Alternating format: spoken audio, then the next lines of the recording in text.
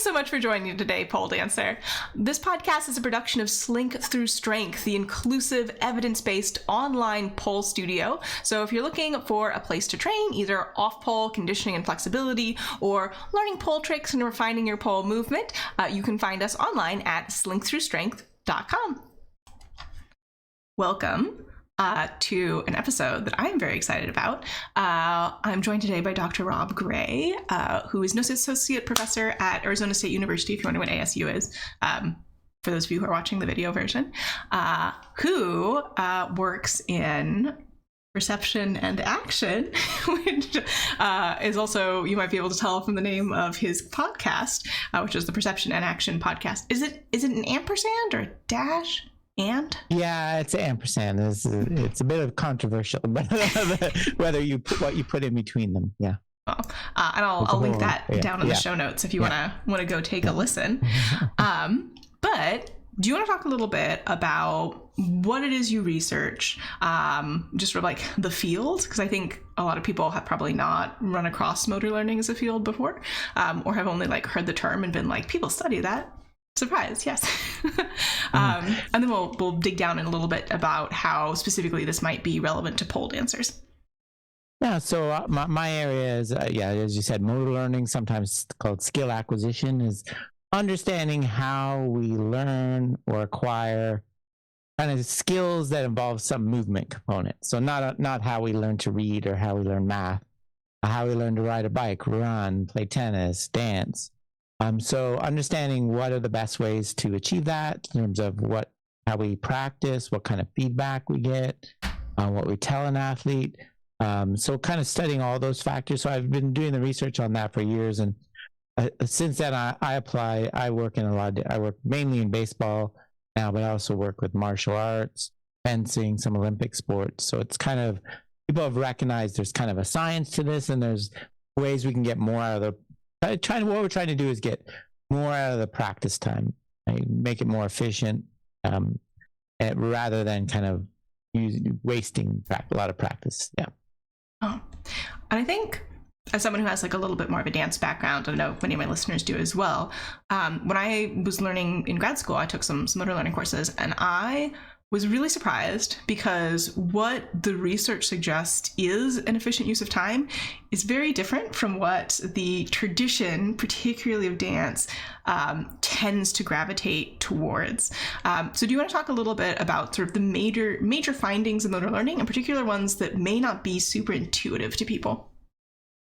Yeah, so the kind of the I like to contrast kind of the traditional way, we're still taught in a lot of sports, is the idea of that there's one correct way to do things, right? One correct technique, whether it's swinging a golf club or a dance, and the best way we learn that is through repetition. We keep trying to do it over and over. Coach corrects us and gives it, if we make any errors. And we're really starting to move away from that as a field to allow for much more individual, let people add their own individual into it. Instead of a coach being an instructor that tells the athlete everything to do, we're letting the practice environment do the talking for us more, giving people more opportunity to be creative, adaptable, things like that. So that's kind of where it's moving for sure. Yeah, definitely. I'm thinking about, what sorts of feedback, as a learner you might get. So if there's not like one right way to do things, and like we're trying to like shove everybody into the exact same cookie cutter, thinking about how do you know if you're being successful, someone's not telling you. And some things I think are a little bit easier to measure, right? So like in baseball, you want the ball to go really far. I'm not a big baseball person, but I'm pretty sure that's important. That's okay. Whereas in things like maybe martial arts or dance, the target might be a little bit less easy, right? Because like maybe you want to dance maybe you want to jump really high, for example. Maybe you want to climb the pole, but like are you being successful if you climb really fast? Are you being successful if you climb it with like a certain quality of movement? So do you want to talk a little bit about how feedback systems play into this, right? Because if someone's not telling you like this is right, this is wrong, how do you know if you don't have like an easy thing to measure? Yeah. Dance and things like gymnastics are a bit more challenging, I think, because right? There is a form component to it. Like in baseball, you can do, if you swing with one hand, two hands, as long as you hit it hard, it doesn't matter. Whereas in gymnastics and dance, it does matter, right? There's a certain form you want to have. So we try to, in feedback, one of the basic principles that's though you mentioned non-intuitive, we tend to give athletes and performers lots of what we call internal feedback. We direct their attention to what their body's doing. You're bending your knee too much. You're extending what the bulk of motor learning research has shown is that's very kind of not the best way to do things. It kind of makes people, once they start thinking about how they're moving, it makes them very mechanical and robotic. What we do much better is get them thinking externally, how their movement is affecting things, the forces they're generating on the ground, how they're the objects they're moving and interacting with. So that's one of the kind of things principles of feedback we try to allow, rules we try to use. But yeah, and we do this kind of new view. We don't let the athlete just do whatever they want. We do obviously have certain kind of like a bandwidth, like I like to think of it. This is what we're going to allow. Within that, we're going to let you kind of be a little more creative and individual beyond that.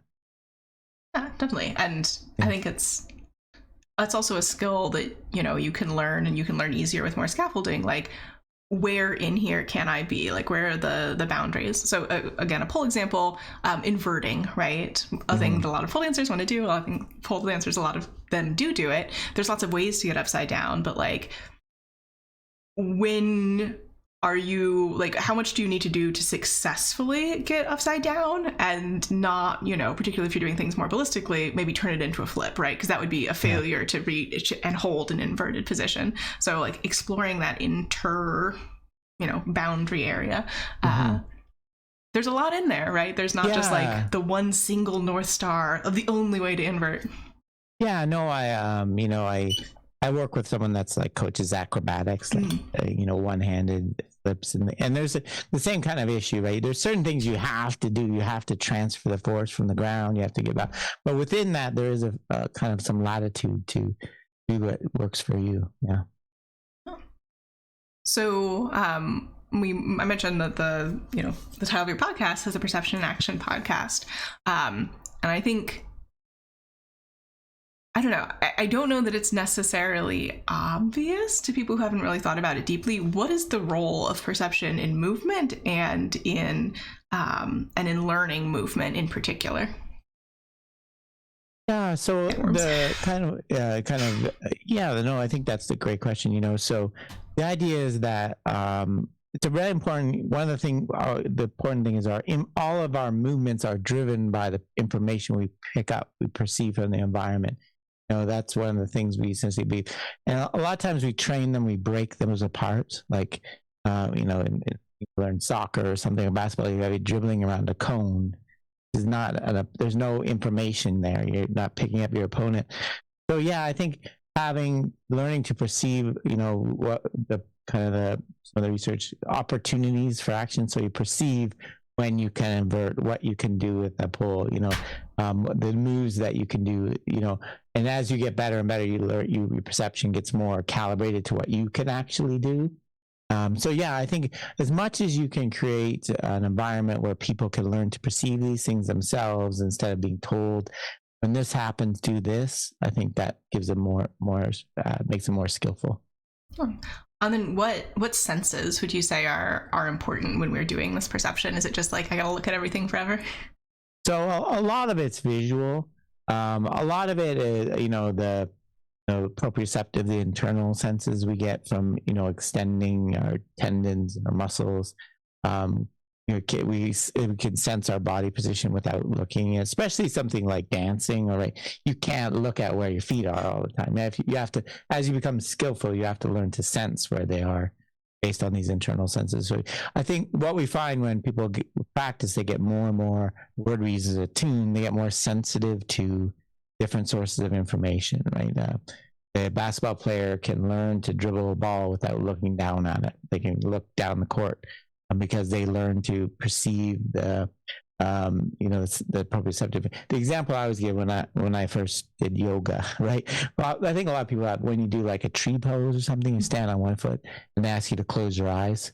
People almost always fall over, right? Because you're so used to controlling balance with vision. Mm-hmm. But if you can learn to do that quite easily by just tuning into the information you get from your tendons and your ankle and right, they're giving you information about your balance and your inner ear sense. So it's kind of learning to pick up the right information. Yeah, definitely. And I would also recommend, working on closing your eyes for folks who are working on their balance in heels. The more you can like really tune in to what you're feeling and less on what you're looking at. It's a very, very powerful information in a sense. If you can, but we're not usually given many demands to learn to focus on that. We're so visually dominant creatures most of our life. Yeah, and this is something I've thought about a lot as a teacher, particularly again coming from the dance world, is that often in dance we have mirrors for feedback, but only in the studio. Depending on the type of dance you do, it is rare that you have a mirror on stage. And even when you do have a mirror on stage, you can't look at yourself in it the whole time. Not the best experience for your audience generally. Yes. So there's this sort of expectation that, particularly if you have started training with a mirror, if you want to perform, which not everyone wants to do, which is fine, but if that is something you're interested in working towards, you have to learn how to not use the mirror. So you have this I don't necessarily want to call it a crutch, but you have this big source of feedback that you're getting early on in your training, but at some point you're just expected to be able to stop using entirely. And, yes. Preparation for that process shouldn't just be all right, just do it. No. Yeah, for sure. Yeah, I would, at least some of your practice should be done without mirrors, right? Mm-hmm. We have this in motor learning, we have this concept called transfer of training. How much does what you do in practice transfer and make you good in competition performance, and you can actually get negative. That's a good example of it's going to could make you worse because you're suddenly not going to be able to rely on that anymore. It's going to be gone. But yeah, we want to try to use some of the same information and get practicing. You mentioned at the start variability. Get practicing under a wide range of conditions, even if blindfolded, right? I think kind of challenges the athlete to do things differently, I think is very beneficial. Yeah, absolutely. I'm also a big fan of blindfolds in training from time to time, right? You don't want to use them all the time. Oh yeah, yep, for sure. Yeah, totally. So we've talked a little bit about sort of what motor learning is, what studying it is like, and if you had to, summarize the top 3 bullet points of motor learning research that you think would be most impactful for a mover, what are the 3 things you'd be hey, you gotta get in on these, you should know about these, just about your body and how you learn? Yeah, I think so kind of moving away from the idea that the way that you become skillful is just by repeating this one perfect way to do it. One of the really influential researchers in motor learning was a Russian guy named Nikolai Bernstein, and he coined this phrase, repetition without repetition. And what he meant by that is, in order to be able to repeat anything, you can't move the same way all the time because the conditions are changing, right? When you're dancing, you're approaching from a different angle, you're getting tired, the ground, so you need multiple solutions to achieve the same thing. So thinking about getting that in practice, adding variability to the conditions you face, even what you see, whether there's mirrors or blindfolded, that's one example of using variability. So that's a big benefit. I think that's one of the things we there's lots of research showing the benefits of variability to practice. I think trying to focus kind of externally, don't think too much about what your body's doing. That really, that kind of, maybe at first it's okay, but you want to kind of get away from that. It makes you slow and kind of mechanical. I think you want to let things flow, right? We're much better when we kind of think at the top level. Those are kind of a couple of the really big ones, I think. And then, allowing kind of that there's no kind of one correct way to do things. There's lots of different ways that movement can be achieved, and lots of, obviously in your sport, your activity, you're allowing for creativity and there's lots of things like that. Yeah, I mean, even in more on the artistic side, I think there's a lot of focus and discussion on form and there being one correct form for things. And I think a lot of this honestly comes from people who have a ballet background. I don't think it's coming from, the people who originated pole, where I think that there's not a super big focus on form and doing everything in a very specific, particular way.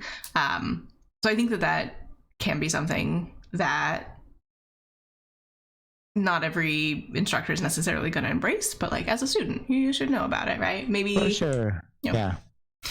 For sure.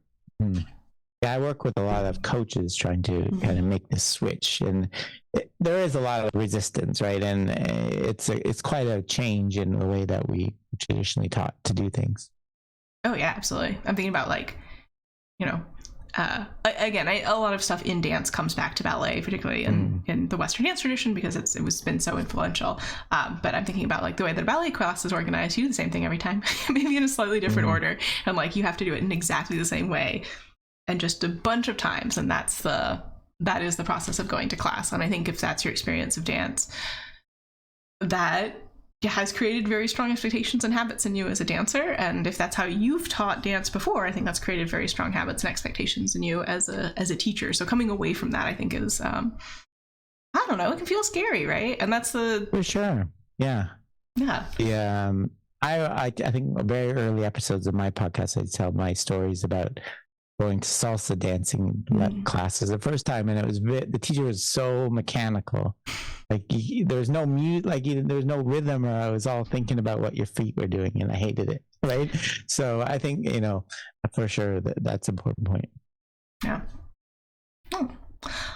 So I think another thing that is good to talk about are some of the major sort of theories in motor learning, because I don't know, a lot of y'all who are listening are, yourself researchers or have a scientific background, but there's, when people say things like, according to science, it just like puts my hackles up immediately.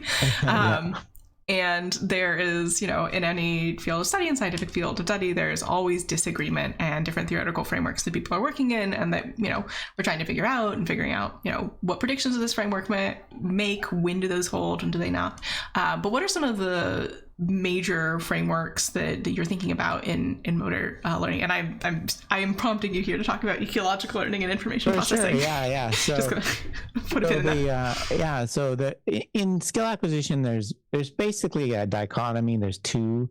I think if anyone's interested, I have a YouTube video where I talk about the two skill acquisition approaches, compare and contrast them. One of them is kind of the traditional view of kind of it's very the idea that skill lives within your head, in your brain. We had developed these. When you learn to dance, you develop this almost like a computer program. We call it a motor program, with all the commands that go to your muscles for doing a certain dance routine. And the way that you execute that is you pull it out and you execute it the same way every time. And that's sometimes called the information processing approach. And so when you become skillful, you're very automatic, right? You don't have to think about what you're doing and that kind of approach. Contrast that with the kind of where our field is moving a little bit, some of us anyway. The ecological approach comes from a person named James Gibson, and as well his wife Eleanor was also very big in this and developing this. It's called ecological because we look at skill as a relationship between you and your environment, you and your dance studio, or whatever you're performing, and picking up that perceptual information and using it to control your movement. So skill's not all within you. It's this relationship you develop and maintain, and you adapt. So that's kind of so we focus a lot on the ecology of a performer. That's where the name comes from. So yeah, that's kind of the two main theories. There's also various subtleties, and people that know this area will be screaming right now at me for making such a simple dichotomy. But those are the two big ones. And there's been research trying to compare and contrast these. Trying to compare instruction that's very prescriptive, where the coach is telling the person what to do, and versus one where they're letting. The ecological approach, the kind of approach we use when we train athletes is kind of letting them explore, problem solve, and figure out their own way to do it, as opposed to telling them what to do. And I think there's, I should say I was taught using a motor programs approach, and also there was more of a focus on language acquisition just because of my background, than sports or sort of things that you would.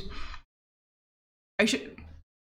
Just to be clear, language acquisition is when a baby learns their first language. It is not language learning where you are taught your second Xth language by an instructor. So when I was learning motor learning, it was specifically for things that you do not ever receive explicit instruction in. So this was just not a discussion we had, right? Yeah. Like, I hope to God no one ever has to teach you how to swallow, because if you are in that position, it is a horrifying thing to experience. For sure.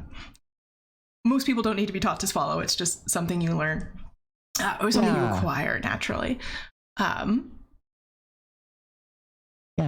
think it's a good one of the things we like, sorry to interrupt, but and people in this field like to draw a parallel between skill acquisition that happens as adult and development, motor development that happens with a infant, right?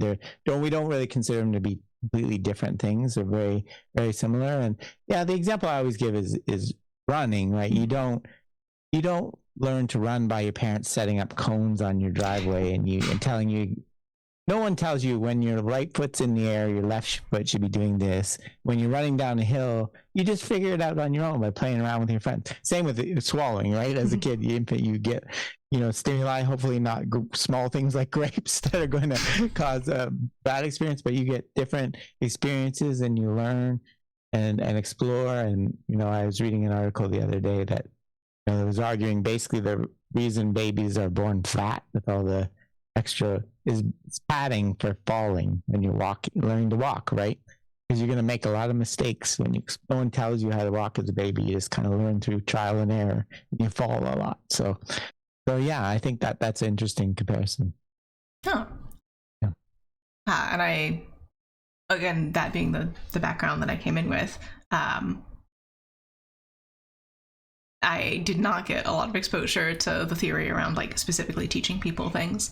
But something that, certainly as an instructor and someone who's been moving and dancing for a long time, that I've noticed is that it can be really challenging for people who have body proportions that are very different from their instructors. If you are taking this very structured, this is the one right way to do it approach, right? And I noticed this at first because I have particularly short arms, right? My, the difference between my height and my wingspan is -4 inches. I got little stubby arms. So things where I'm trying to reach the pole behind my back, sometimes I just physically cannot do. Using a specific set of technique, I have to really shift my spine or my shoulders, something has to change pretty dramatically for me to achieve the same end goal. And what has been most successful for me has been to have that specific goal, right? I'm trying to touch X with Y, an external focus of attention. And just trying different things, right? Trying to figure it out, different positions, different entrances. And I think, there's still absolutely a benefit of a skilled coach because they can tell you different things that you can try that may not necessarily be immediately intuitive to you. Within this, I'm trying to do this thing. They're well, if you try to lean over more, right? See how does it give you more or less room for the thing that you're trying to do? And having that expectation that people are going to need to experiment and try different things, and their approach may not end up looking exactly like yours, even if the goal is the same, I think can be challenging as an instructor. The way that worked for you, your perfect trick that you figured out for your body is just not going to work for everybody. But also as a student, realizing that has been really freeing for me because it's going to look different on me, right? And the way that I learn it is going to be different, and the types of feedback that I experiment with as I'm learning it should probably be different, and I should have this wide range of things that I'm encouraged to try to really be successful. For sure, yeah. I think there's a couple things there. I think for the coach, right, you described it perfectly. I like to think we're changing the view of the coach from the instructor that knows all the answers to a guide and a designer. They're going to help guide you. Like you said, why don't you try this? Why not? They still got to use your knowledge as a coach to help people, but you're not do it this way. And yeah, I think, I really a strong believer in this for kids especially when you're starting out. I think a lot of activities kids, they show you the way they do it. They can't do it that way. They come away with, I'm not coordinated, I'm not sporty, and they stop. And they stop doing any kind of movement and then they get health problems later. But so I really think, I think there's so many benefits to encouraging this, like you described, letting people find their own way and trying different things for sure. Yeah, and just having that sense of agency over your movement. I don't know, I work with a lot of adults who had, for me, when we, I remember when we did like a gymnastics segment in PE and they're like, do a cartwheel. I just couldn't. And eventually the instructor gave up on me and I was like, well, I guess I'm bad at moving. I'm just a bad mover. And look at me all these years later teaching dance. But that sort of like idea that you get to be in control and you can try different things and there is not one exact right way that you have to do it, I think can help, especially adult movers coming back into their bodies, be like, I have more control, I have more agency, I can do things, and hey, the science backs me up that not trying to do things exactly the same way someone else is doing them is okay. For sure. And yeah, you hit on something really important there too. We talk about like the word autonomy, having some feeling like you are involved. We do a lot of kind of letting the athlete give their feedback and what choose a bit is super powerful in terms of motivation, keeping you motivated. It's way better than when you get a dictatorial coach that's telling everybody what to do. That's very difficult. So yeah, I think agency, autonomy, like you said, I think those are very powerful when you get that in the athlete or the performer. Absolutely. I looked over to the side when you said that because that's actually one of my studio values is autonomy. Oh, really? Yeah.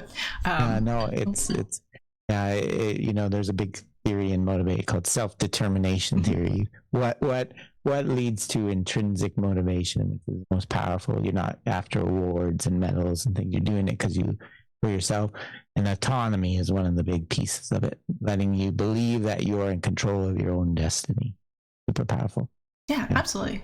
Especially for adult movers, right? Like you're not. Yeah, for sure. Doing this because you have to. I mean, I hope you're not just like.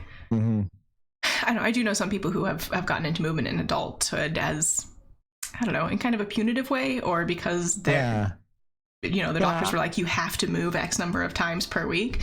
And if they're just like trying to do the thing that they can get over with the fastest and that they don't have, they feel like they're being forced to, it's just worse. It's just less fun. Yes, for sure. Yeah, I find adults, it's kind of, so I do coach tennis and stuff sometimes. And sometimes adults want, they want the hack.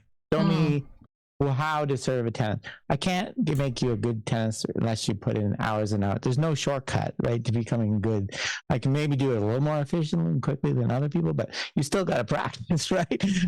Put in the time. So that can be a little challenging too with people. But yeah, I think you're right. This kind of attitude about a lot of these things that's punishment, which I don't really like. There's so much joy that can come from it if you look at it the right way and things like that. And even if you're not super into sports, like you are going to have to learn to do new things with your body at some point, right? They're going to come out with a new phone that you have to put text into differently, and you're going to have to learn how to do that. And it's an important skill to be able to learn to do new things with your body in a way that is just A, effective, and B, is nice to yourself. Yeah, no, I think, I think benefits for as you age, the kind of maintaining a joy of movement, it's going to be so good for your body in your aging process for sure. Another one of my studio values is sustainable lifelong movement. Yeah. No, I love that. I love that. I think that's so important, giving people different options and avenues for that, as opposed to the elite athlete model, which is what everyone should train to be Olympic gold medalists. We don't all have to fit that mold. And there's lots of different ways you can express movement, things like that. I think that's very, very valuable. our world would be a better place in terms of health and health costs if everyone took that attitude. Yeah, absolutely. And I don't know, I think I'm going to talk about weight here for folks for whom that's not a good topic. Skip ahead a couple minutes.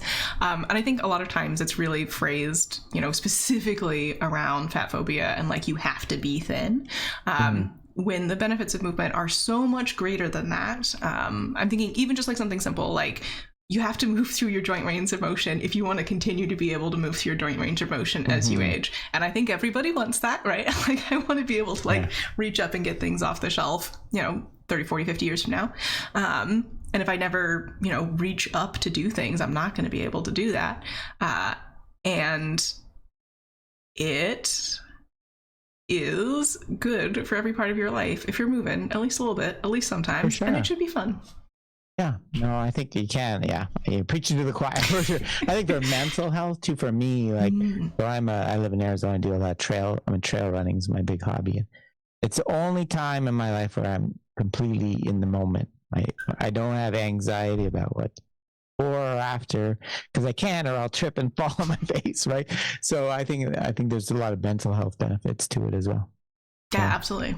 If you can do something where you find that flow state. Yeah, for sure. 100%. Yeah, I am a big freestyler is my sort of thing that I'm really into in pole is just like moving. You just move. Yeah. You just do something. Absolutely. Sure. All right, so I don't want to keep you too long, but if folks wanted to learn more about any of this or they wanted to find you somewhere, where could they do that? I know I've mentioned the podcast, which I'll link below. I'm going to myself a link to move it. I have a website, perceptionaction.com, which has all my stuff, as the links to the podcast and some resources. Also, I have a book that I wrote, How We Learn to Move, where I kind of tried to, kind of a beginner's to the ecological approach in this new way of looking at skill. So I cover creativity, preventing injury from rehabilitation. So I think this is applying this to rehabilitation. A lot of things on their head as well. So that book, the links are available. So perceptionaction.com kind of has everything. Yeah. Great. And links to all of that will be below wherever you are consuming this. And then before we wrap up, if there were one thing that you wanted people to take away from what we talked about today and just carry with them, what would it be? Or something else? That's a good thing. So I think, don't be afraid to kind of explore and, I like to think of movement as problem solving. You get this environment, you're trying to achieve this goal, give yourself different problems to solve, whether it's, approaching the pole from different angles or different, like we said, blindfolded versus not. Like, I think that's so beneficial. And that's what really makes you skillful, being able to adapt and adjust to these different new problems you face. Yeah, put a little play on it. It makes it more fun too. And you're trying to do the same thing over and over is boring, super boring. Let's play around a little and have some fun. Yeah, I think that's a great thing for us to take with us. Yeah. So thank you so much for joining me today, Dr. Gray. And I will see everyone else very soon. Bye. My pleasure. Thank you. Hey, pole dancer. Welcome to the Evidence-Based Pole Podcast. My name is Rosy Boa. I'm a pole dancer, pole teacher, and personal trainer. And I've started this podcast so that we can learn together, talk with the experts, read the research, and feel better on and off the pole. So if that sounds like something you're interested in doing, let's go.